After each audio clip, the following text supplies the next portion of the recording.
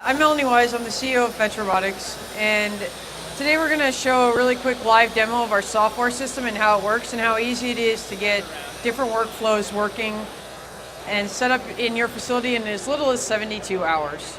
So one of the first things that you do when you deploy robots like this is you make a map in your facility.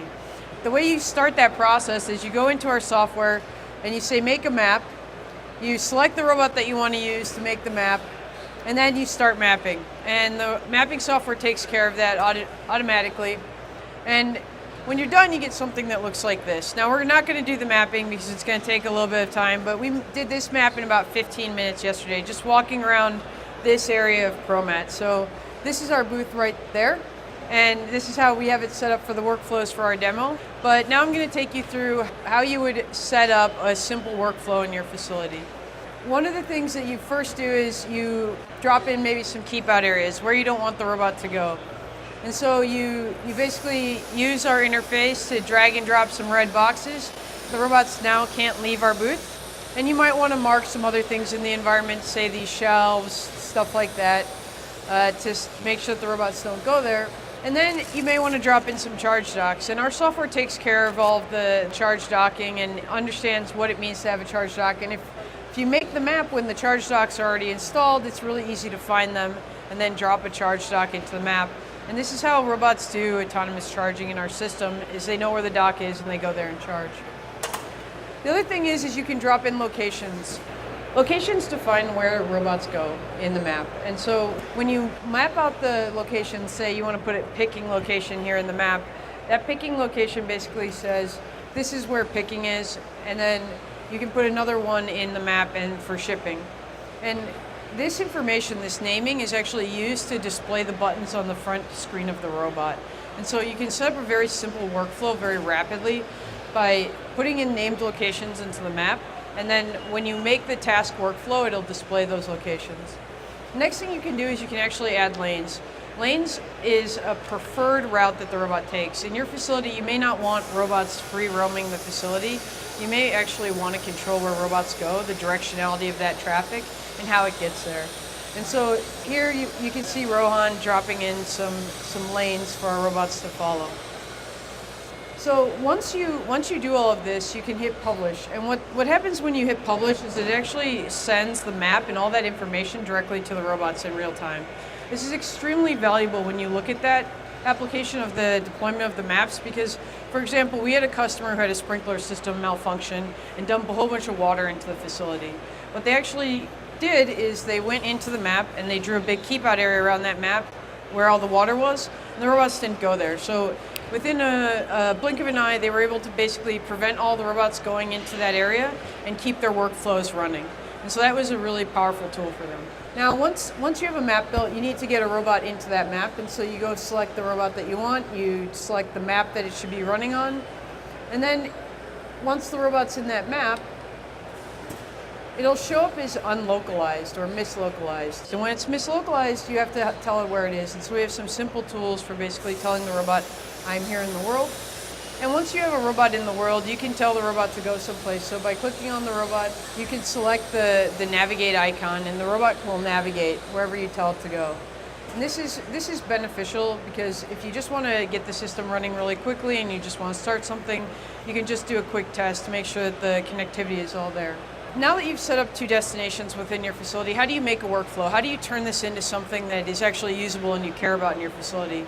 And so you go into our task builder, and our task builder basically allows you to construct workflows on the fly and then schedule them to run on a daily basis.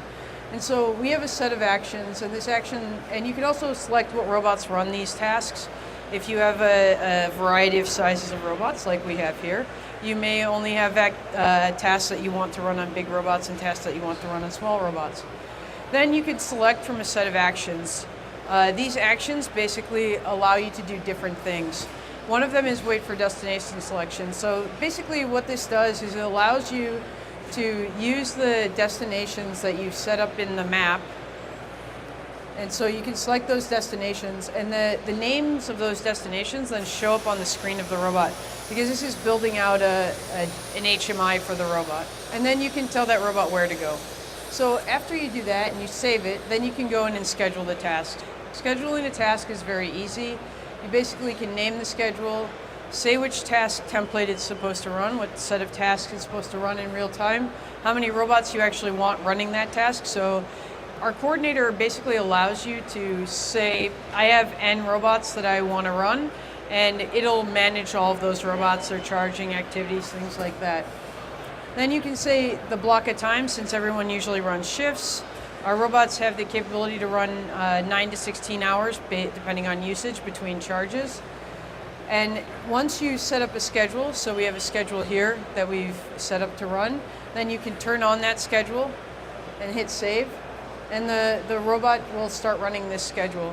And so I need an assistant here to press the button on the screen to send the robot to where it needs to go. And so what this allows us to do is in many of our facilities where we have these robots running, people basically have the robots in maybe pick supermarkets or pick zones, and then these robots do the transportation task.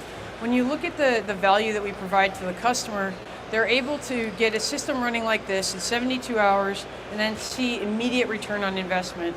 Many of our customers got return on investment as little as 2 months, and that's a big bonus. So another thing about this is we have preferred lanes, things like that. Now, if you were to go select the button and then block the lane of the robot will do something clever, because that's what AMRs do. And so when it knows its lane's blocked, it'll go against the lanes and still try and get to its destination. And so that's kind of the power of AMRs, is they don't have to wait for things to get out of their ways. They actually make decisions on the fly to do that navigation. This is really the power of the Fetch Robotics system. All of this is located in the cloud. It removes the burden of you having to set up on-site infrastructure. We show up with robots. They're already authenticated in your own cloud for your business. We show up, the robots are immediately attached online and get running. And so this is how we're able to set up a system in about 72 hours, provide real value instantly.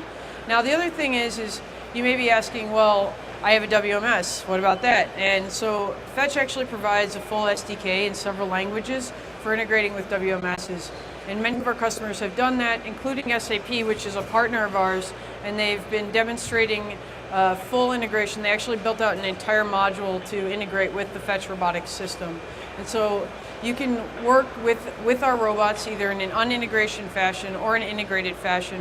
And one of the things that we like to do for our customers is to make sure that they can experience the system before they do all of the work of the integration. Because integration, as we all know, can take 4, 8, 10 weeks to do. And we want to make sure that you can see the value of the system before you spend a lot of time doing integration.